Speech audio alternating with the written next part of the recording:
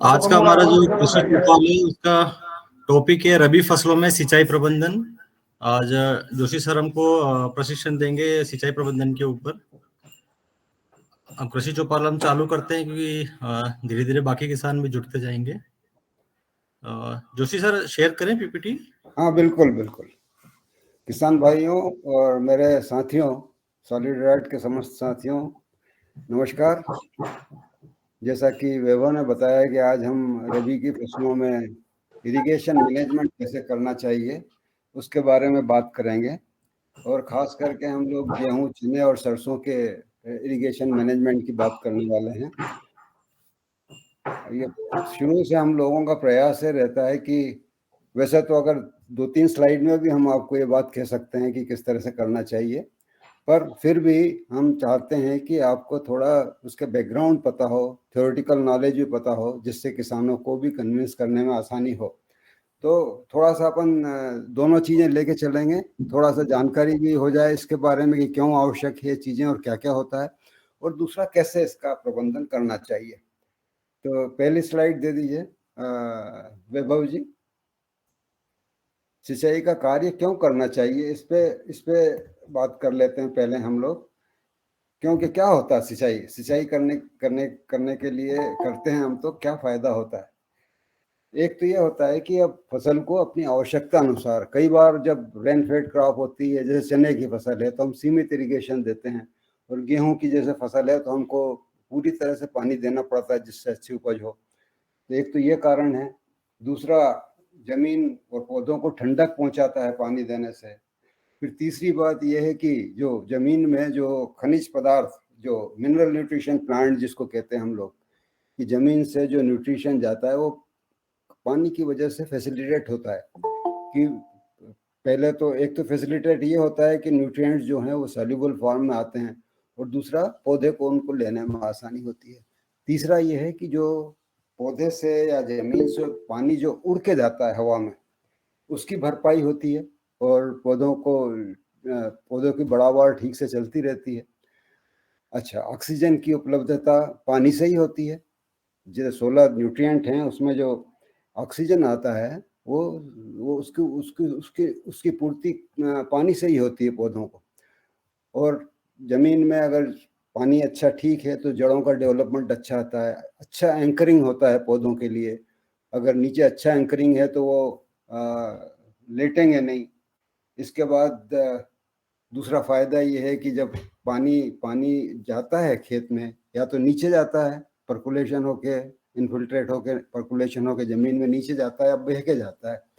तो जो जो जो जो एक्सेस साल्ट रहते हैं उसको बहा ले जाता है। ज़मीन में जो पानी रहता है उसमें उसको उसको ग्राउंड वाटर को बढ़ाता है। और इसमें इसमें इसमें एक और बात है कि पानी देने से पाले से जो पाला पड़ता है उससे बचाव हम कर सकते हैं। तो इतने सारे फायदे हैं पानी देने के, और समय से पानी देंगे तो इन सब चीज़ों का हमको फायदा मिलेगा। अगली स्लाइड ले लीजिए। अगली स्लाइड ले लीजिए। देखिए, स्लाइड में मैंने बताया कि हमारा क्या होता है जब पानी ज़मीन में हम देते हैं या वर्षा से पानी आता है, तो एक तो ज़मीन में से पानी उड़ के हवा में जाता है। दूसरा, पौधे की जो जड़ें हैं उसके मार्फत से पत्तियों में पहुंचता है, और पत्तियों से उड़ के ऊपर जाता है। तो ये वाटर साइकिल का एक पार्ट है। अब यहाँ ध्यान रखने की बात यह है कि कभी भी ऐसी सिचुएशन नहीं आना देना चाहिए कि पौधे ज़मीन से पानी नहीं ले पाए। अगर पानी नहीं ले पाएंगे और वाष्पोर्जन जो वाटर ट्रांसपिरेशन नहीं हो पाएगा तो पौधे सूखने लगेंगे। तो इरिगेशन का बेसिक कंसेप्ट ये है कि ज़मीन में इतना पानी हमेशा रहे जिससे कि पौधे को पानी मिलता रहे और उसका वाटर ट्रांसपिरेशन होता रहे, और कमी नहीं हो जिससे पौधे सूखे नहीं। तो ये एक पिक्चोरियल आपको मैंने बताने की कोशिश की है कि पानी हमारे लिए, पानी का सिग्निफिकेंस वाटर साइकिल में क्या है। तो दो तरह से पानी जाता है, एक जमीन से उड़ के जाता है, एक हवा से उड़ के जाता है। इन चीज़ों का ध्यान हमको इरिगेशन में रखना पड़ेगा कि कब इस बैलेंस को बनाए रखें कि जितना जा रहा है और पौधे को जमीन से मिल रहा है कि नहीं उस हिसाब से पूरे ग्रोथ पीरियड में। तो ये एक समझ वाली बात है जिसको हमको ध्यान में रखना चाहिए। अगली स्लाइड ले लीजिए। एक बात और, जरा थोड़ा सा जब अपन इरिगेशन की बात कर रहे हैं तो उसमें एक और चीज आती है कि हम जमीन में अगर पानी ज़्यादा संभाल के रखेंगे तो ज़्यादा दिन तक चलेगा और बार बार हमको ज़्यादा पानी की सिंचाई की जरूरत कर नहीं पड़ेगी। तो कैसे पानी बचाएं भी सही हम? एक तो कई तरीके हैं पानी बचाने के। सबसे बढ़िया तरीका तो ड्रिप इरिगेशन है, वो कुछ लोग अब करने लगे हैं, उसमें काफ़ी सारे फायदे हैं।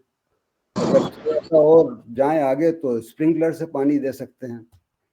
स्प्रिंकलर पानी देने के लिए भी एक इसमें भी काफ़ी सारी बचत होती है पानी।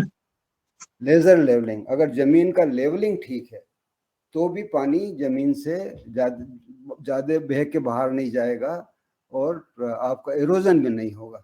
तो लेजर लेवलिंग, अच्छे लेवल्ड खेत में इरिगेशन देने से पानी की बचत होती है। एक बात और है कि जैसे गेहूं के केस में कई बार आप सिंचाई करते हैं, मतलब सिंचाई करके आप पलेवा दे के फिर बोवनी करते हैं। तो ये भी एक सिस्टम है कि आप बिना बिना पलेवा दिए खेत तैयार करके गेहूं की बोनी कर दें और फिर पानी दें। प्रेफरेबली अगर स्प्रिंकलर से देंगे तो और पानी की बचत होगी। एक और बात है कि अगर मैं बार बार कहता हूँ कि ये बदला हुआ जो मौसम है उसमें उसके हिसाब से हमको थोड़ा सा बोने की तकनीक बदलना पड़ेगी। आज नहीं और कल बदलना पड़ेगी। अगर आप आज मर्जी से नहीं बदलेंगे तो कल जबरदस्ती आपको बदलना पड़ेगी, क्योंकि आपकी उपज अच्छी नहीं होगी अगर ये नहीं करेंगे तो बदले हुए भू विन्यास पर बोवनी करना है, या तो बीबीएफ पे करें या अभी 10 मिनट ऐसे लाओ। किसका है ये, जरा माइक बंद करें। तो बोवनी या तो बीबीएफ पे करें या रिज एंड या फॉर्ड सिस्टम पे करें। मल्चिंग का उपयोग करें, पलेवार जिसको कहते हैं, और एक पूसा सा हाइड्रोजेल निकले उससे भी पानी जमीन में जाते हुए। जल्दी करो सर।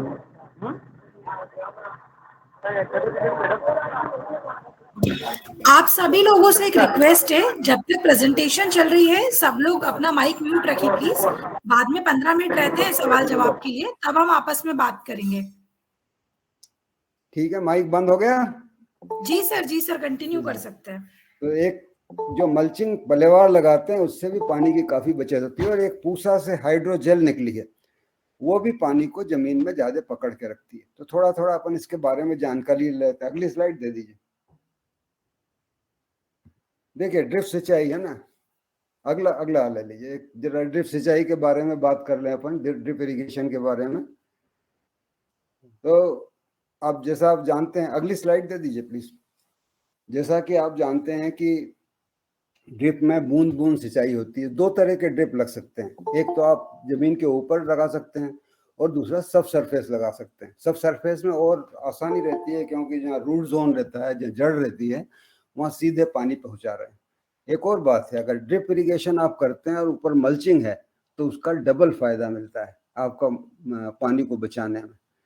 अच्छा, एक और फायदा है कि अगर आप ड्रिप सिस्टम लगा रहे हैं तो आप फर्टिगेशन कर सकते हैं। आजकल जैसे नैनो यूरिया आई है, और गेहूं में अगर आप बाद में जब देते हैं इरिगेशन के साथ, इरिगेशन देते हैं उसके साथ अगर न्यूट्रिशन देंगे तो आपको कम फर्टिलाइजर लगेगा और ठीक जगह पे फर्टिलाइजर पहुंचेगी, जिससे कि आपके पौधे उसको आसानी से ले सकें। अच्छा, जब ड्रिप इरिगेशन होता है तो सॉइल एरोजन नहीं होता है, क्योंकि जब पानी गिरता है, ये सबसे बड़ी समस्या है अपने यहाँ की मिट्टी में उसकी क्वालिटी खराब होने के कारण, कि जब पानी गिरता है तो ऊपर की लेयर बह के चली जाती। तो इस स्थिति में आपका मिट्टी जाएगी नहीं, भू क्षरण नहीं होगा, आपकी उपजाऊ मिट्टी बह के नहीं जाएगी खेत से।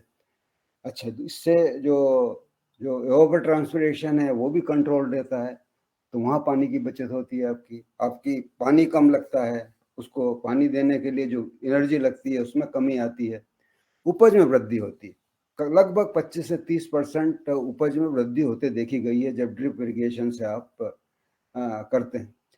अच्छा, इसके साथ कुछ दिक्कतें भी हैं। एक दिक्कत ये है कि इसको लगाने में शुरू में पैसा ज़्यादा लगता है, मतलब कास्ट ज़्यादा बढ़ जाती है।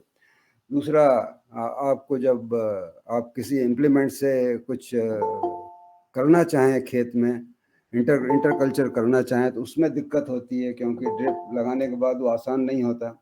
और तीसरी बात, उसका रख रखाव हमेशा बहुत ज़रूरी होता है। ये कुछ चीज़ें हैं जो ध्यान रखने की बातें हैं ड्रिप सिस्टम लगाने में। अगला चलिए, नेक्स्ट चलिए। स्प्रिंकलर में क्या होता है, इसमें अगली स्लाइड ले लीजिए, वे बहुत चेंज कर दी। हाँ, स्प्रिंकलर में क्या होता है कि आप फव्वारे से देते हैं तो इसमें यूनिफॉर्म पानी डिस्ट्रीब्यूशन होता है खेत में। दूसरा इसका फ़ायदा है कि ये अगर ढाल है आपका ज़्यादा ज़मीन में, खेत में ढलुआ है, तो वहाँ पे इसका उपयोग ज़्यादा अच्छा हो सकता है। दूसरा ये कि जब आप गेहूं जैसी फसल में जब उनका क्रिटिकल स्टेज है इरिगेशन की, उस टाइम इससे देंगे तो पानी ठीक समय पे और कम पानी में आपका काम चल जाएगा। और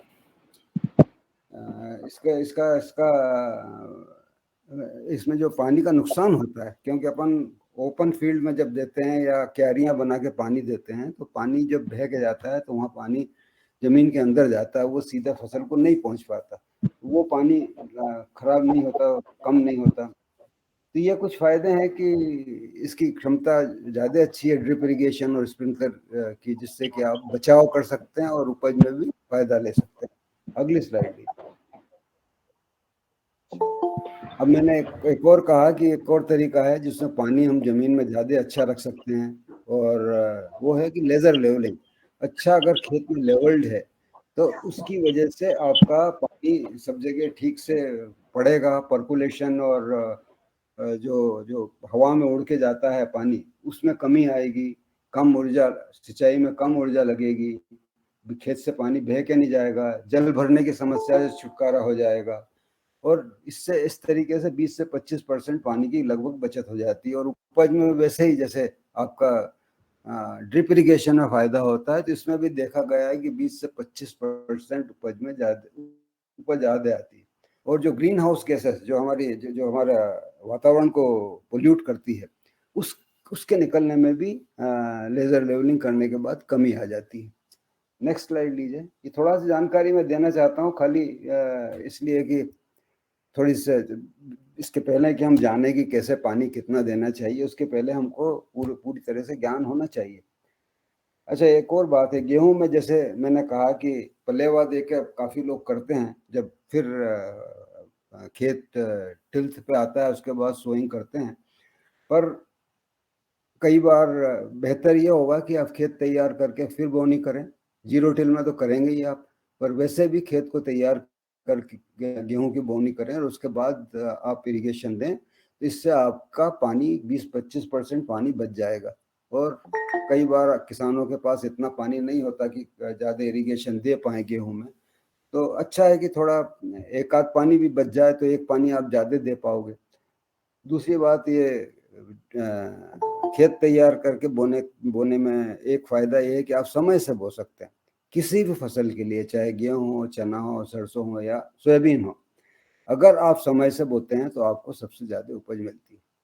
तो ये ध्यान रखना पड़ेगा। गेहूं के केस में पिछली बार मैंने बताया था कि कौन सी किस्में जो जल्दी बो सकते हैं और जिसमें कम पानी लगता है, ऐसी कौन सी किस्में हैं जो कि समय से बोते हैं और उसमें 4-5 इरिगेशन देना पड़ता है, ऐसी कौन सी फसलें जो देर से बो सकते हैं। तो उसके हिसाब से आप समय से गेहूं की बुआई कर सकते हैं, क्योंकि रबी में तो पानी का सवाल नहीं, वर्षा तो आती नहीं कि आप वर्षा आधारित बोनी करना है। इसमें अच्छी तरह से आप मैनेज कर सकते हैं कि समय से गेहूं की बुआई करें और अधिक उपज लें। तो ये कुछ फायदे हैं कि डायरेक्ट सीडिंग करके आप किस तरह से आप गेहूं की फसल ले सकते हैं। आगे चलिए, अगली स्लाइड ले लीजिए। अब मैंने एक और बात की कि आपको बदले हुए लैंड कन्फिग्रेशन पे आपको सोइंग करना है, तो इसके क्या फ़ायदे हैं, ये ज़रा आप सोचने की बात है। हम हर बार कहते हैं, जब भी अब एग्रोनॉमिकल इंटरवेंशंस की बात हो तो हम कहते हैं कि अगर ग्लोबल वैश्विक जलवायु जो बदलाव हो रहा है उससे बचना है फसलों को उगाने में, तो हमको बोने का तरीका बदलना पड़ेगा। अगर आप ब्रॉड बेड फरो सिस्टम में रीजेंट फरो सिस्टम से बोनी करते हैं तो आपको उसमें भी पानी कम लगेगा आपको। और उपज में निश्चित रूप से 20 से 25% की उपज बढ़ेगी, चाहे जो फसल लें आप। अब बताता हूँ आपको मैं आगे कि कैसे कि अलग अलग फसल में देखो कैसे उपज ज़्यादा अच्छी आई। एक और बात है, जहाँ जहाँ जमीन के ऊपर क्रस्ट बन जाती है, वहाँ भी अगर आप इस पद्धति से बोनी करेंगे तो क्रस्ट फॉर्मेशन नहीं होगा और आपके सीडलिंग नीचे से अच्छे निकल के आएंगे। और बट हमने कई साल तक हमने प्रयोग किए हैं न्यूट्रिएंट मैनेजमेंट में और इन कॉन्फ़िगरेशन के साथ सोइंग करने में। तो हमने देखा है कि जो जमीन की क्वालिटी अच्छी होती है इससे, और जो न्यूट्रिएंट लेने की क्षमता है और उपज जो बढ़ती है, वो सब बेहतर है इस सिस्टम से बोने में। और अगर आप इस सिस्टम से बोएंगे तो फसल आपकी लॉजिंग भी नहीं होगा, आड़ी नहीं पड़ेगी, पानी ज़्यादा हो जाए या उसकी वजह से आड़ी पड़ने की संभावना नहीं है। तो कोशिश करें सर कि सब फसलों में बोने का तरीका बदलें। और मैं तो ये कहता हूँ कि हम लोगों ने ये भी परीक्षण करके देखा कि अगर सोयाबीन की फसल आपने इन सिस्टम से बो दी और उसके बाद कटाई के बाद जो खरपतवार है उसको अगर आप हर्बिसाइड से मार लें और उसके बाद उसी सिस्टम से उसी मशीन से बोनी कर दें गेहूं की या चने की, तो भी आपकी उपज अच्छी आती है और आपका पैसा जो है एक कल्टीवेशन का, खेत तैयार करने का दूसरी क्रॉप के लिए, वो बच जाएगा। हम कहते हैं कई बार कि 3-4 साल के बाद एक बार गहरी जुताई करना चाहिए।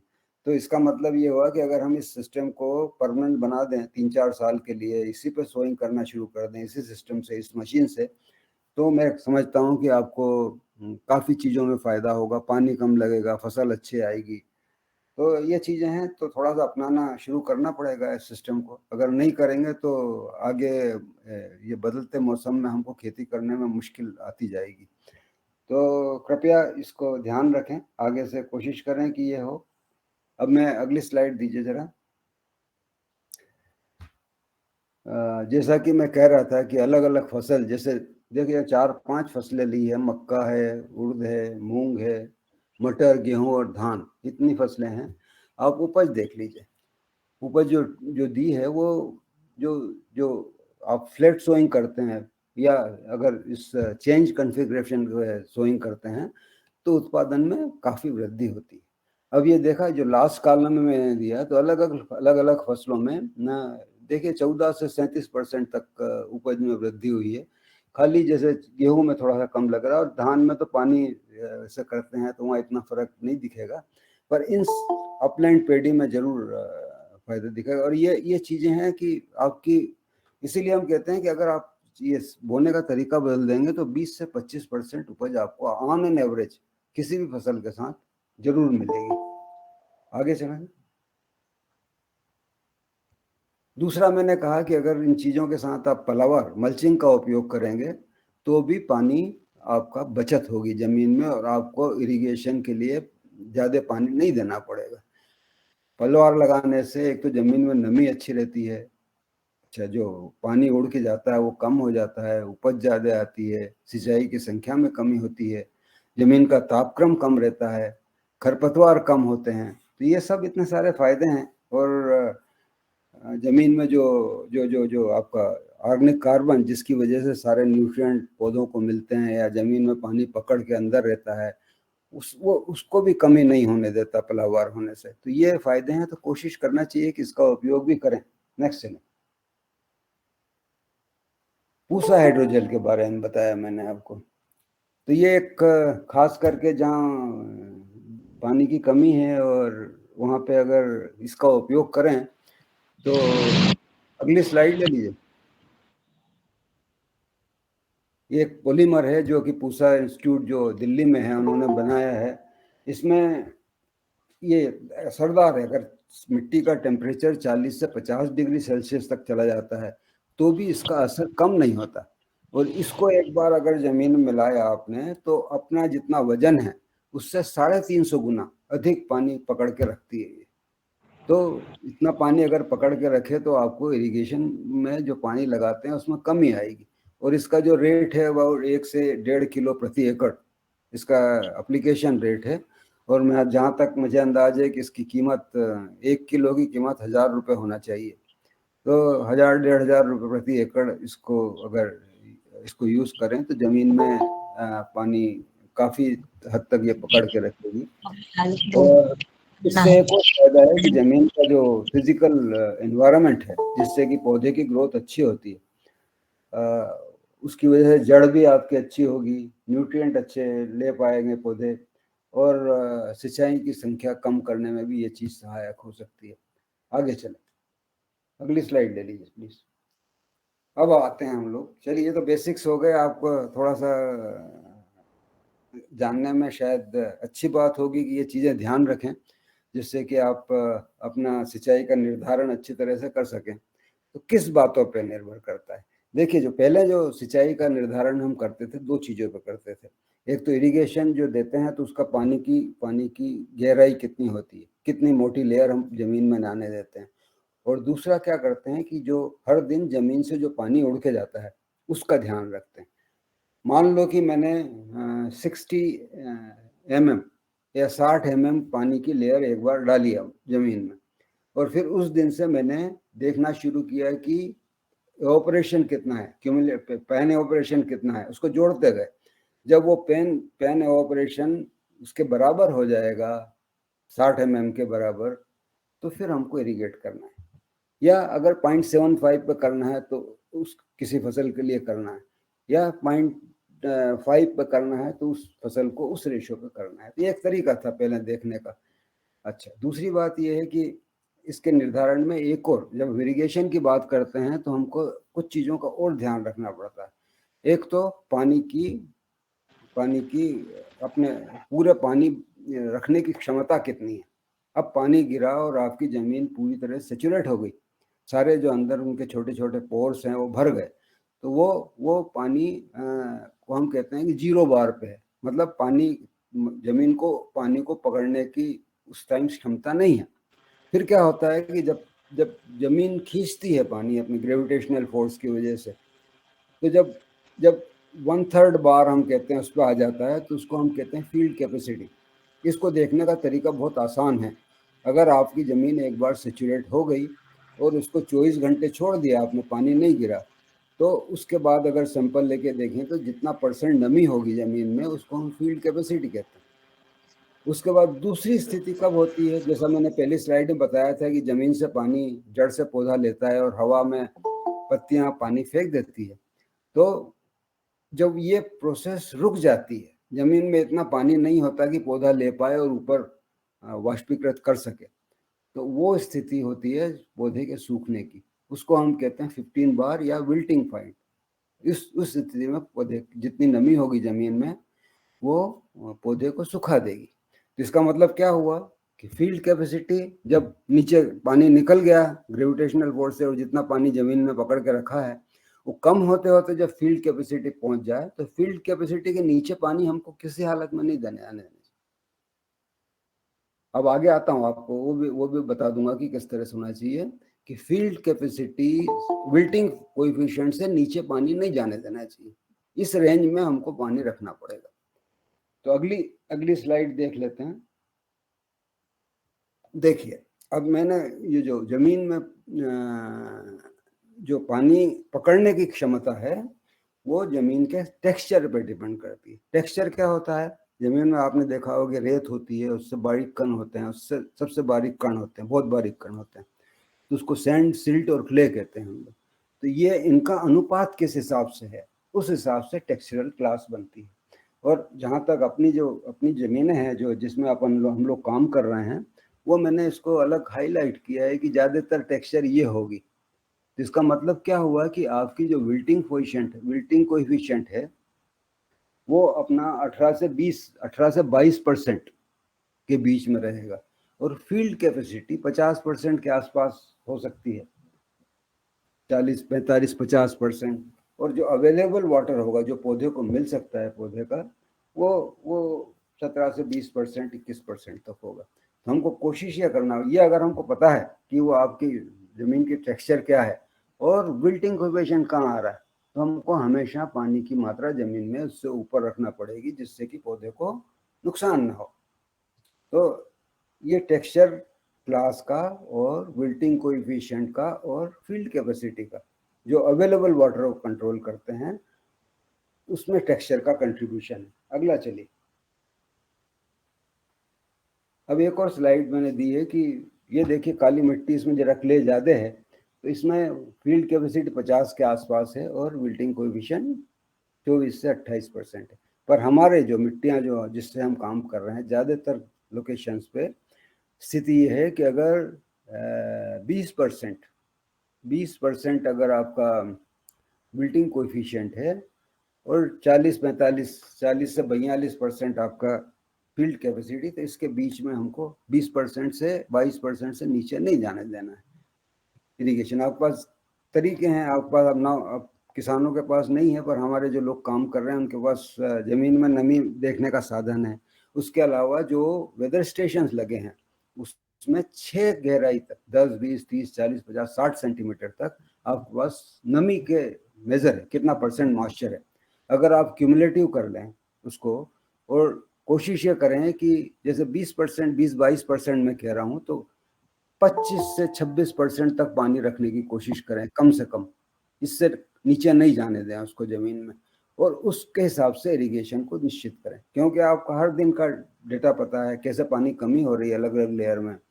एक और बात का ध्यान रखें कि जैसे गेहूं है, गेहूं की जो जड़ें हैं वो 15-20 सेंटीमीटर तक, 15-20 या 30 सेंटीमीटर से ज़्यादा नीचे नहीं जाती, पर जो डाइकॉट्स हैं जैसे चना है उसकी जड़ें नीचे तक जाती है। तो उस रूट जोन में पानी की मात्रा इस जो जो जितना परसेंट बता रहा हूँ 20 से 22% विल्टिंग कोएफिशिएंट है, उससे ऊपर रखने की कोशिश करें, और कोशिश करें कि 25% से ऊपर रहे, तो आपकी फसल को नुकसान नहीं होगा। तो इसमें कोई दिक्कत तो नहीं है। हम हमारे लोगों को जो जो काम कर रहे हैं और वेदर स्टेशन को देख रहे हैं, और जो किसान भी वेदर स्टेशन को देख रहे हैं और जो देख सकते हैं कि मॉइस्चर परसेंट कितना है उनके यहाँ पे, अगर नहीं है तो ये अच्छी बात है कि अपने खुद डिसाइड कर सकते हैं आप कि पानी कब देना है ज़मीन में। आगे चलें,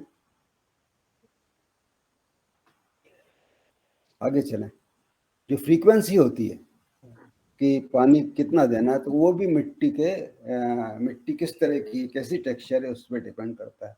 अगर हल्की मिट्टी है तो आप ज़्यादा पानी एक साथ नहीं देंगे, क्योंकि नीचे हल्की मिट्टी है तो पानी में नीचे निकल जाएगा पानी, आपका कोई फ़ायदा नहीं होगा। थोड़ी गहरी है तो पानी थोड़ा ज़्यादा देंगे। और अगर जैसे हमारी जो मिट्टी है वो उसमें क्ले ज़्यादा है, तो हमको 50 से 60 mm पानी एक इरिगेशन में देना पड़ेगा। तो 50-60 mm आप अगर पानी देंगे तो वो अगली सिंचाई तक आपको बना रहेगा। तो ये एक तरीका है कि इतना पानी ज़मीन में रहे तो अच्छा रहेगा। अगला चलिए, नेक्स्ट स्लाइड। अब गेहूं के बात कर लेते हैं हम लोग कि गेहूं में जल प्रबंधन कैसे करना चाहिए। तो लगभग 400 mm पानी, गेहूं को अपनी फसल पकने के लिए 400 mm पानी कम से कम चाहिए। और अच्छा प्रबंधन करेंगे आप पानी का, समय समय पर जब इसकी क्रिटिकल स्टेजेस है, जब पानी अगर उपलब्ध करा देंगे फसल को, तो फिर वो आपके मनमाफिक उपज देगी। अच्छा, सिंचाई का अंतराल क्रांतिक अवस्था के हिसाब से ही निश्चित होता है, और जैसे आपको मैंने बताया कि जो डेप्थ है वो ज़मीन के आधार पर डिपेंड करेगी कि कैसी आपकी ज़मीन है। अगर हेवी क्ले साइल है तो ज़्यादा पानी देना पड़ेगा, और अगर हल्की साइल है तो कम देना पड़ेगा। और जैसे मैंने बताया कि आप रूट जोन का ध्यान रखें फसल का, उस रूट जोन में आप मॉइस्चर लेवल आपके पास उपलब्ध हैं वेदर स्टेशन के थ्रू, तो वहाँ से सुनिश्चित कर सकते हैं कि कितना पानी है और हम बिल्टिंग कोएफिशिएंट के पास तो नहीं आ रहे हैं, उससे ऊपर हैं कि नहीं, तो फसल को नुकसान नहीं होगा। और तो आप इस तरह से गेहूं में अपने डेटा को देख के सुनिश्चित कर सकते हैं कि पानी की कमी ना हो। अब अगले स्लाइड में आप देखेंगे कि, अगली स्लाइड ले लीजिए।